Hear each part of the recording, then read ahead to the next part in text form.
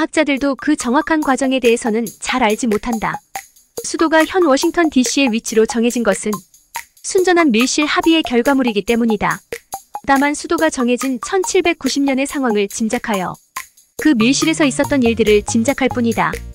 당시 미국 정치계에는 크게 두 가지 문제가 있었다. 첫 번째는 미국 정부가 공식적인 수도를 갖지 못하고 뉴욕주에서 새빵살이를 하고 있다는 것이었다.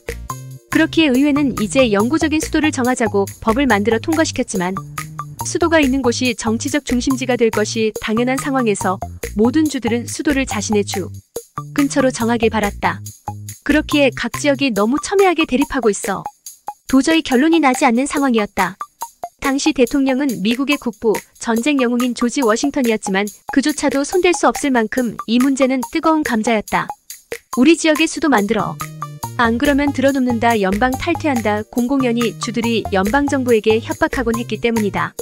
그 와중에 뉴욕주는 연방정부를 완전히 눌러앉혀서 자신들이 연방에서 주도적인 위치를 차지하길 바랐고 이 사실을 당연히 인지하고 있는 다른 주들은 빨리 수도 옮기라면서 정작 못 옮기게 상습질하라는 환장할 만한 상황이 이어지고 있었다. 한편 북부의 부채 문제 역시 심각한 수준이었다. 미영전쟁을 거치며 발생한 빚은 모두 주들의 책임 하에 있었는데 문제는 당대 최강대국과 몇 년이고 전쟁을 하였더니 이 부채로 북부가 파산 직전까지 몰렸던 것이다. 이젠 연방이 만들어졌으니 연방이 부채를 책임지자. 미국 초기의 대표적인 연방주의자이자 뉴욕 출신의 초대 재무장관이었던 알렉산더 해밀턴은 중앙은행을 설립하고 연방이 주의 부채를 책임져서 이 문제를 해결하자고 주장했지만 반연방주의자이자 남부 버지니아 농장주인 토마스 제퍼슨은 남부의 재정 상황은 보다 건전하다는 것을 알고 있었고 당연히 북부의 빚을 떠안기 싫어서 이를 거부한다. 대통령으로서 연방정부의 힘을 키우고 싶지만 또 막상 나서자니 분열이 걱정되는 워싱턴은 중앙은행 설립을 성공시키라며 해밀턴을 쪼기 시작하고 대통령이 까라면 까야지 뭐 어쩌겠는가. 해밀턴이 빌고 빌어 제퍼슨과 메디슨을 만나고 해밀턴이 만남을 요청했다는 사실만 제퍼슨의 편지를 통해 남아있다. 연방정부 주도의 경제정책에 찬성해주면 수도는 남부에서 가져가기로 합의보자.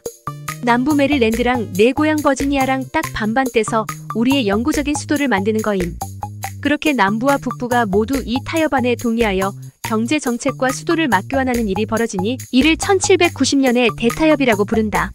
하지만 실질적으로는 북부의 빚과 수도를 교환한 것으로 평가되기도 했는데 이 타협으로 설립한 미국 제1은행은 법적으로 지속기간이 20년이었고 이후 반연방주의자 대통령 제임스 메디슨이 중앙은행의 갱신을 불허하며 역사 속으로 사라지게 되었기 때문이다.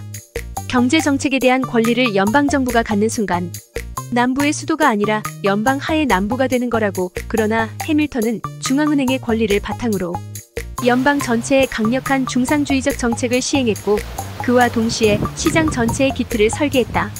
경제정책을 통해 비로소 미국이 한나라로 완전히 묶이기 시작했고 그렇게 미국의 연방제와 시장경제체제가 수도를 대가로 완성되기 시작했다. 심지어 버지니아주에 속해 있었던 땅은 워싱턴 DC의 규제 특히 노예제 불허에 반발하여 다시 버지니아주로 반환되어 버렸으니 결국 타협의 중요성과 결과물이 더 진하게 남은 해밀턴의 판정승이라고 할 수 있을 것이다.